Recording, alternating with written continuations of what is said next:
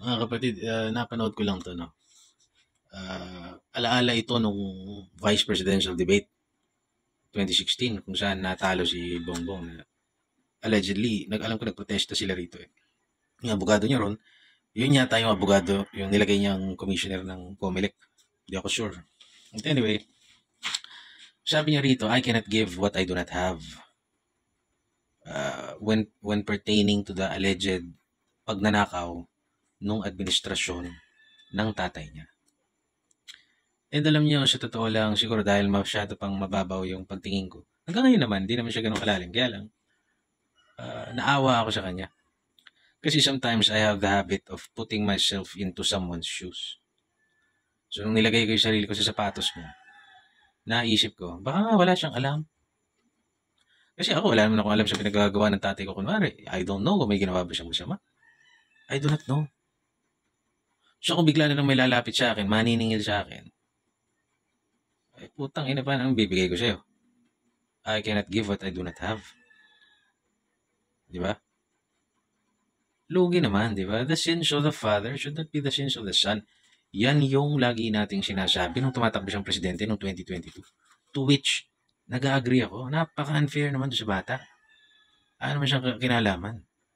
Tapos kung may kasalanan naman yung tatay niya, sisingilin mo sa kanya. It is unfair. Style ano yun, yung sindikatong loan shark na ano, unfair eh, di ba? Kaya nagtataka ako, hindi ko matanggap. Bakit nagkaganto yung bayan natin under his watch? Sabi ni Alan Peter Cayetano rito, gaano kalaki ba? 250 million ba? Nabanggit niya na inilagay dun sa Napoles nito. Hindi na kasalanan ng tatay niya yun. Kasalanan niya na yun. Pork barrel niya yun. Allegedly. Hinamon pa siya ni Senator Cayetano. Kung mali yung datos ko, i-fact check niyo. Kung mali, magwi-withdraw ako. Kung mali, magwi-withdraw ka at isoli mo yung kinuha mo sa tambahay. Yun ang hamon sa kanya. O ngayon, kung ano-ano sinasabi niya, isosoli niya raw sa PhilHealth. 50 billion, kunwari. Asan pa yung ibang nawawala? Kunwari ako, nagnakaw ako ng 100 pesos pero nagsoli ako ng 20 pesos.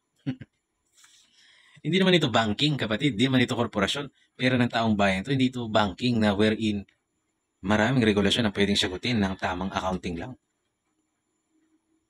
Pera kunwari ng stockholder, pinapasoli. Papasoli mo yung amin din naman yan. Pera ng korporasyon. O, di ba? May ganun eh. Ikaw, pera ng taong bayan yun eh. Yung alegasyon sa pamilya mo, pera ng taong bayan.